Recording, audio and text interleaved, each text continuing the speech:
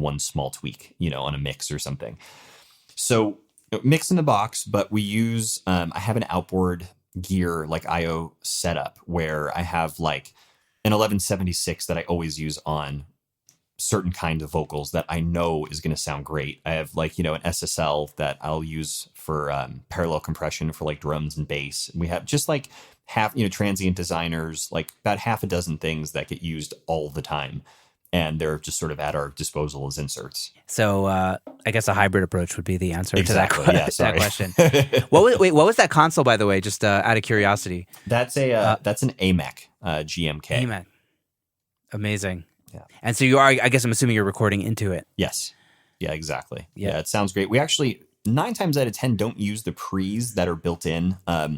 We have 2 sets of pre's that were like, this is the nerdy gear part of the convo, but... we get a little nerdy. I try to keep it more philosophical, but then we get a little bit nerdy because it's fun to have a tiny bit of it without too much, Yeah. I found like the pre's that are in the console sound great, but we have a couple other choices that just are special and they really just make the source sound more honest.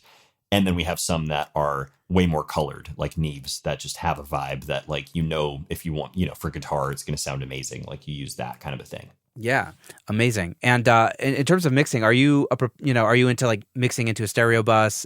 Are you of that ilk? I feel like most people these days are, pushing, stereo bus compressor, maybe some saturation as like the first step even. Yeah. I have a sort of like a setup that I these days has been working really well. It's just like a starting point anyway, which is usually like an EQ of some sort and compression, usually really gentle. I actually really like the Neve 33609. I think it's awesome for like a bus compressor, just barely doing anything. Just I think it's like 1.5 dB of compression or something. And then usually there's some sort of limiter at the end, and then maybe like a combination of a couple other things that change from time to time, like just depending on what it is. But that's usually like the starting point. And I guess routing is key, right? Oh yeah.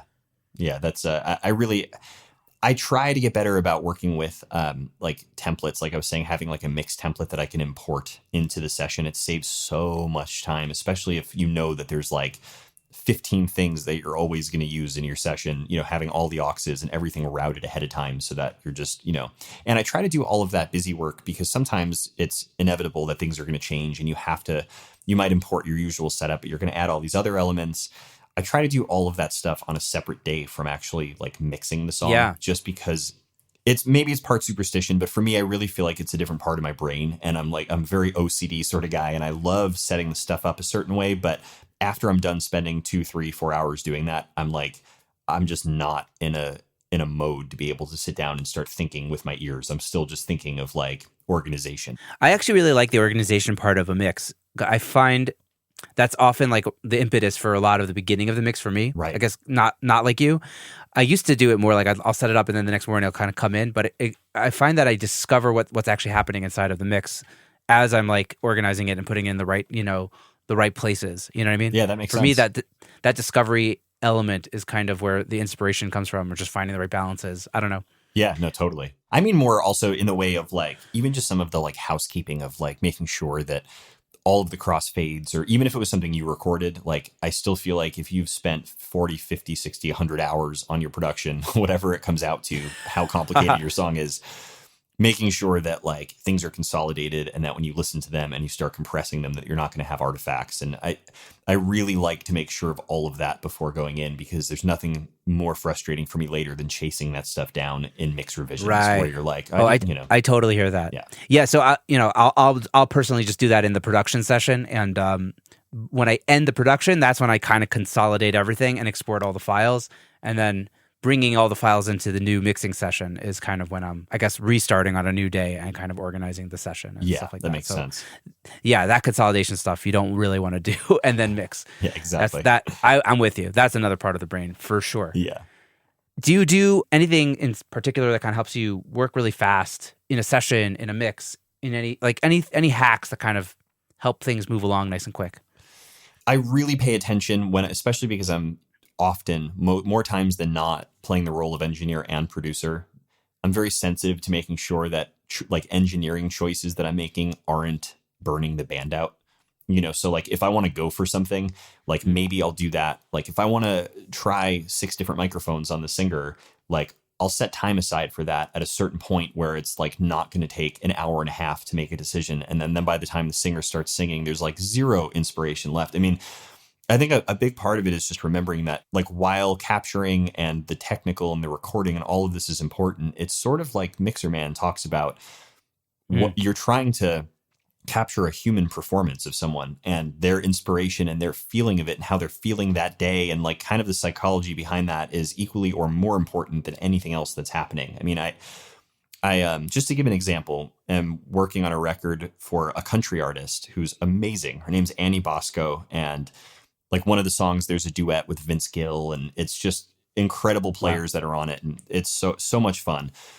She came in, and almost all of the vocals that she sang, she's like one of those people that you just put something up and just don't try not to mess it up because she's that good. Like you're never going to have to really worry about anything. But there was like one night that she came in that I was, because I was in this mindset of like, well, this is how she operates and she's going to come in ready and I'll just have her tea ready and we're going to hit record and, good to go. And it was sort of an off day for her, and she had allergies going on and had sort of like a stressful afternoon and all of these things that I didn't take into account and didn't stop to ask like, hey, like, how are you doing today? How are you feeling? Like, what's going on? And so we started recording, like it wasn't as easy as usual, and not because her vocal performances weren't great, because they always are.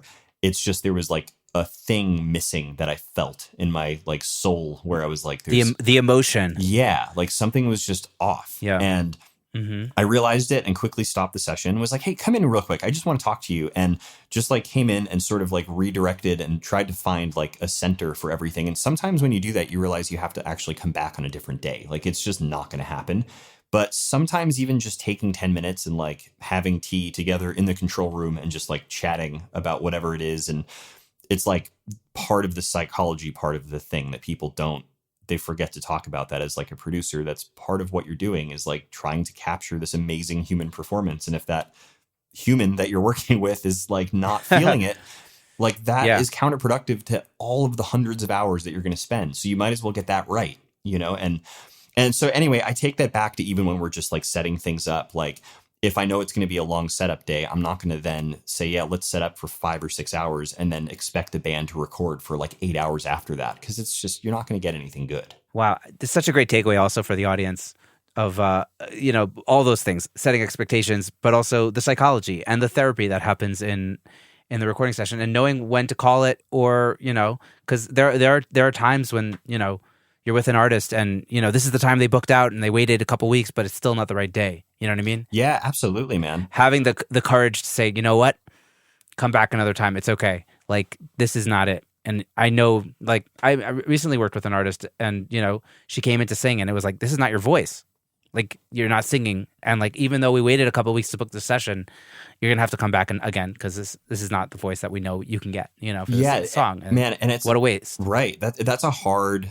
I have that conversation like sort of frequently with artists, and I honestly will sometimes bring it up at the beginning of production that that's a possibility that at some point might happen. And let's just like try to recognize when that does, that it's not you're not doing great. It's just, this isn't going to get us like the vision that we discussed in the beginning. This is not going to get us there. And anything that's ever going to like knock us off our course of that really important vision that we talked about is just not worth even stressing about. Like, let's just come back to it when we can, when we're at 100. And part of what I, had talked to Brian about as well is like my approach of how a lot of times I'll set budgets for bands have less to do with, like an hourly sort of thing where they're coming in and expecting something in a certain amount of time, and more to do with like a project quote. So like they know what they're going to, be in for every step of the way. But the real benefit and pro is like if a singer comes and he's not feeling it, or if a musician's just, like we chased a tone for a couple hours and we just didn't quite get it and we're kind of burnt out now, like we can schedule a session tomorrow or in 2 days and come back, and you don't have to worry that like, but this was the time that we were going to record that part. It's nothing's that precious, Yeah. I'm 100% with you on that. Whenever I can, I do a project rate, not an hourly rate. Right. There's some things you have to do hourly. Of course. But if I'm doing a song production, it's going to be a project rate, and it's good, and it's twofold good. Like it incentivizes me to do a better job, because it's just, I'm going to do it. This is the price, and I'm not thinking about, what's my hourly at this point even. I'm just like, let's do the project. And they're not thinking about the hourly rate. They're just okay. And we're both on the same team of wanting to just get the best possible product out of this, getting the best possible and result. it takes like the excuse, I feel like, out of both sides of, well, we were on like a certain budget and a certain time frame, because I mean, we're always on a certain time frame, like in life with everything. Like there's, there isn't like, even when we do project quotes, that doesn't mean that we can spend 6 years working on it. Like there's still parameters to everything, but it's right, much less pressure. And we work until we can't work anymore. And then we come back and we just keep sort of pushing this thing along. And of course, there are some projects that works really well for, and some that maybe in hindsight you think, gosh, that wasn't the best approach because it wound up taking way longer than I thought or whatever. like years. Yeah, exactly. I mean, that can happen. But generally speaking, I feel like it works better than going the hourly approach, Yeah, and I think also what you were talking about, bringing the artist in at the very beginning to kind of go over the song, say like, what are you trying to accomplish? What is this? That can kind of give you the clues of what it really is going to take. And you kind of mentioned that already, that like, yeah, I'll kind of give the price based on what I think this is really going to take. So you kind of, you'll see red flags at the beginning if you think things are not actually going to work out. And Absolutely. It's just a matter of whether you want to address those red flags or not. That's 100% correct. And I feel like for me, it's not even a red flag, but it's like the sign of this could be more work than you might think, is when the artist doesn't have a vision at all. Maybe it's their first time recording, or maybe it's not. Maybe they've worked with like 18 different producers and they just feel like it's all their faults collectively that they haven't figured out what their sound is.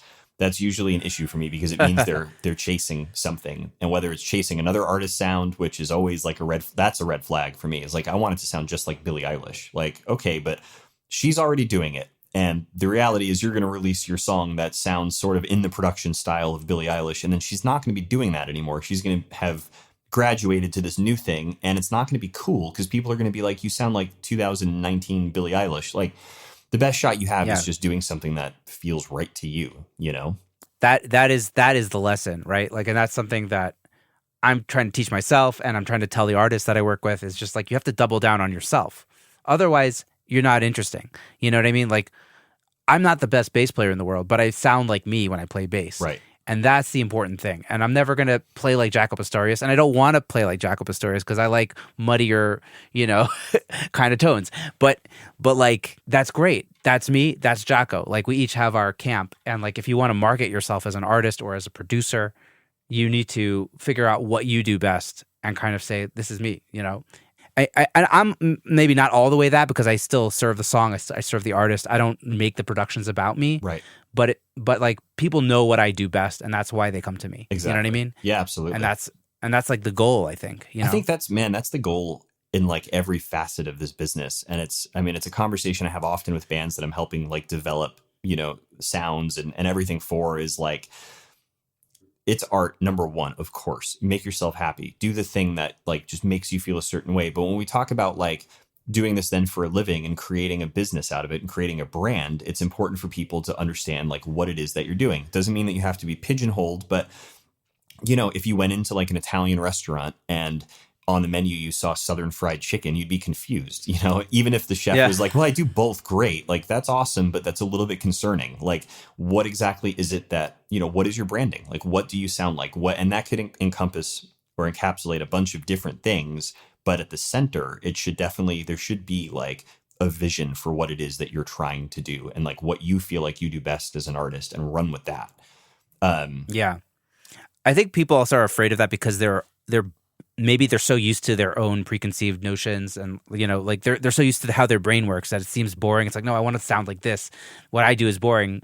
But you have to kind of almost fight that feeling. Obviously, you need to evolve and learn and get better, but like, you have to embrace what you do. Only I'm in my brain and I'm bored of some patterns that I usually do.